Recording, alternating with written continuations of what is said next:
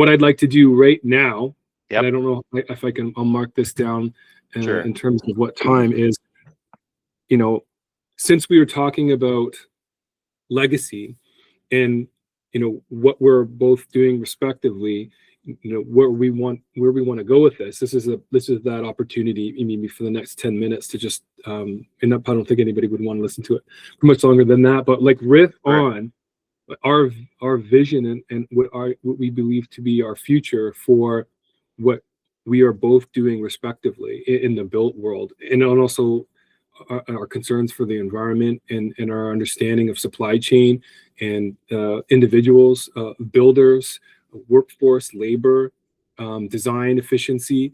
I mean, we've had a lot of really interesting chats over the last couple of months, which has been very, very cool. Simple word, but Yep. it's invigorating and it's exciting because we both come from a place of honesty and integrity. Easy to say that, but I believe it, and I think it shows in the products that we build. But you know, I thought it'd be really interesting to talk briefly about our what we want to do in the future. And I'll just say for the audience here, you know, what we're looking to do is blend our skill sets in a few different ways. You know, one is from the built world, building homes, understanding building science on your end, and like, you know, 20, 30 plus years worth of experience project managing, designing, creating, and in my experience in the manufacturing world and what we've done with the Bunkie company. And we believe that there is an opportunity to create something that's cost effective, that's beautiful, that will take advantage of technology, and be more resilient in some cases with regards to the materials that we choose, and it'll shape a new design. So what I'm bringing is a bit of this manufacturing design from the furniture world, and you need to tell me a little bit about what your end is when we're getting into this new product idea. Yeah, well, I guess from my perspective, for us, it starts with the outcome and not necessarily the methodology. So the outcome for us is that we want to be participating in things that are high performance and low carbon. So then if that is the beginning, if that's sort of the touch point, then the question is how to do so in a way that's accessible, in a way that's attainable, and in a way that is, from a business perspective, sustainable as well. And so then that is where I think I see a really incredible potential partnership, is to be able to take a platform such as you've already developed that will apply modern methods of construction, or digital construction, or design for manufacturing. Any one of those catchphrases applies to that kind of outcome, a high performance, low carbon building, whether it is a backyard or back 40 bunkie, whether it's an ADU, whether it's a single family home, or whether it's a multi-unit. I think all of those have future applicability. And then maybe if I were to take that even one step further, because there are lots of people, prior to you hitting record, we were talking about how many other players are also looking at different methods of delivering on construction. Mm-hmm. And what is generally common among them, if it is not about building in situ, not building on site, is they're generally high CapEx approaches, big facilities, significant mechanical automation, very expensive. And that works as long as the market exists, and you can keep the throughput. But it's interesting, we're in these paradoxical times where the demand has never, the need has never been greater, or we're told so, and yet the demand is virtually nil relative to the last, say, 5-year running average. So the only way that those companies that are either already investing or have invested significantly in their facilities and their automation can make a go of it is if the market picks up, or if the government basically keeps them afloat. By contrast, I think what you do by nature of how you got your start and the market that you've originally been servicing actually is this perfect footprint for being able to bring fabrication to the job site, or at least, if not that, to be able to modularize and scale in lockstep with demand in a low cap expenditure way. So I said a whole lot without speaking of the specifics, because that's really about your system. But I'm attracted to the idea of being able to bring production closer to end use, being able to do so with a easily repeatable system, and scaling that system as demand actually exists. 100%. That's where the word resilience comes in, and it feels like a good buzzword because we've heard green, we've heard sustainability, and they have purpose, but there's something about the reality of a business model that works independently, and then one that needs to be supported, and that's really interesting. We built that, bootstrapped it for a way, and I think it's part of my understanding of the world is, if you take as little from it and you create as much from that as possible, seems like the most environmentally responsible way to live. And I've gone personally, through a lot of different ups and downs in terms of, the understanding of climate and the different impacts of people in manufacturing and expectation. So I think we found a really interesting balance right now. So yeah, maybe the nature of a relatively small footprint in our factory is like the pilot project for the mobile factory. The fact that our CNC router is, a somewhat portable large CNC, where I've had some people comment recently saying, hey, when you're ready for a big CNC, give me a call. It's like, well, why?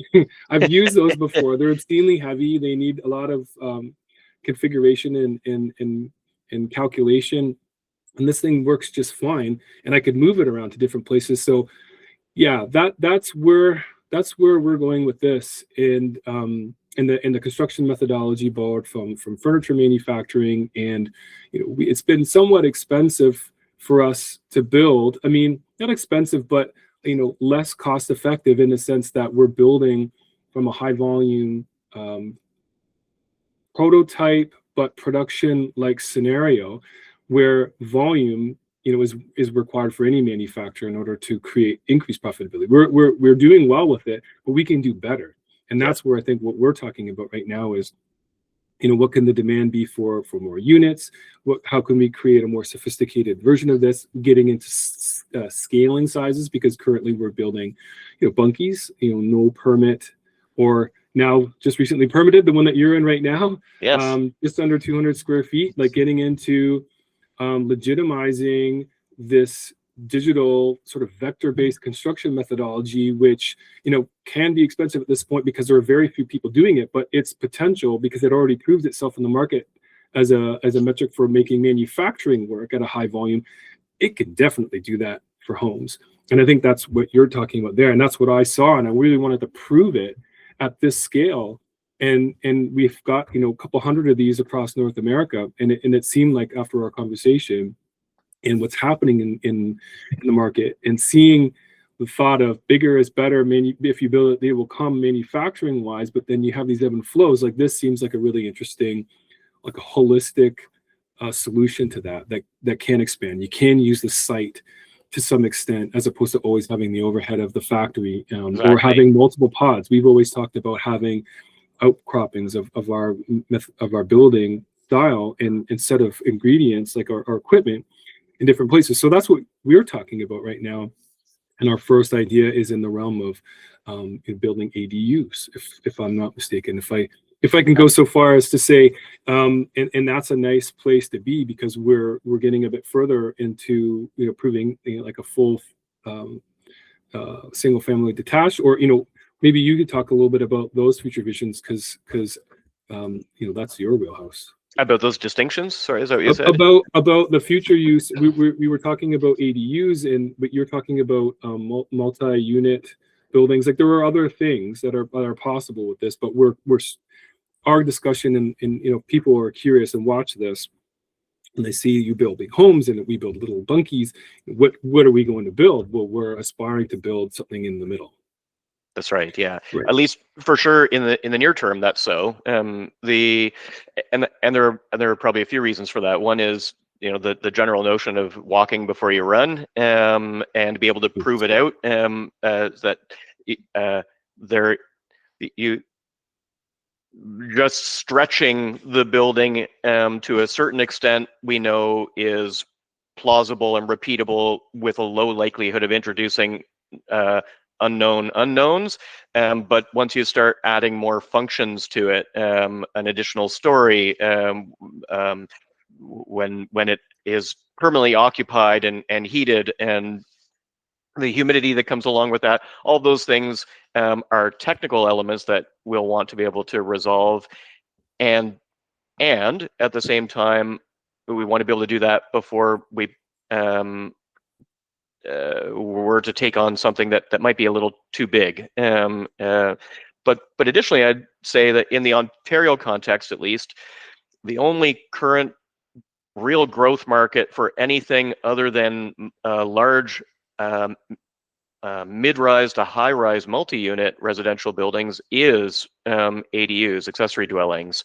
There were, in very rough terms, and I'm going to get these I'm going to get this. I might not have this precisely right, but in very approximate terms, there were about 500 such units that were approved in the GTA and the Golden Triangle in, I think, the last 6 months of 2025.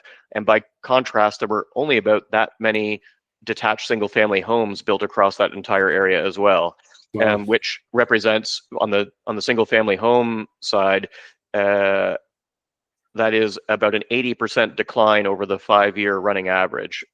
So that's not moving right now, and there's no prospect in the near term of that changing.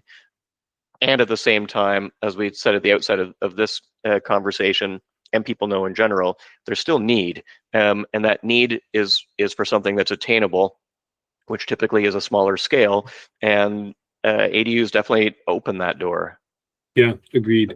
It seems like a great opportunity, and we see you know, manufacturers and designers shifting to that. I mean, that's how a lot of different companies would stay relevant, because the market is always changing, and you've just, you know, explained, you know, at least in our part of the world, right, what's happening. So the ambition is to create something that's efficient. I mean, a slight side note, I believe building something that's smaller but multifunctional, just the way that we do with our bunkies, is also another thing that we kind of touch on. But I think the furniture is just as important at the outset of a build as being efficient with that space. And we've been able to make 100 square feet work in the context of an office and a bedroom and a studio, and that's how people could, you know, cost justify cost for some of these things. And, you know, the fact that we're using premium materials and we're building them in a really durable and unique way are part of that selling story that attracts, you know, the design consumer, and individuals who care about indoor air quality, because we use no formaldehyde materials like what you've surrounded yourself in there. Some beautiful maple veneered interior paneling. So it's going to be finding a new product that amplifies both of our respective skill sets and what we've built in terms of our reputations and what we'd like to see for the future. And it is such a great sort of proving grounds for that, to be able to walk before we run, even though we feel like we've been walking for quite a few years now. But I like that about what we're doing, is that we were even talking about it right now, and you know, we're in the midst of starting a testing process as well with the university. So there's a lot of things that are happening behind the scenes that we have already started in progress. But then when we connected, you know, to make this work realistically and to even scale it at a meaningful level, because bringing it into a reasonable price point is going to be part of our effort. We're both building premium products, but how great would it be to find something that could go at volume, that could be distributed through multiple manufacturers with the really like small pod-like manufacturers on sites? You see it seems like the most realistic scalable and then descalable idea, and that's something that we're working towards, and we'll have to keep everybody guessing as to what that might be for our next chat conversation. That's right. But so far, we're working on it, and we're pretty excited about what it's going to be. Indeed.